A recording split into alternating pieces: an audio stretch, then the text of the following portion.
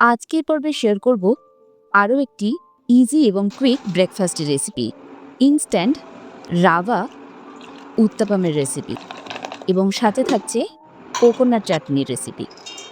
তো চলুন দেখি না যাক আমার আজকের পর্বে খুব সহজ এবং চটজলদি ব্রেকফাস্টের রেসিপি, ইনস্ট্যান্ট উত্তাপাম এবং কোকোনাট চাটনি।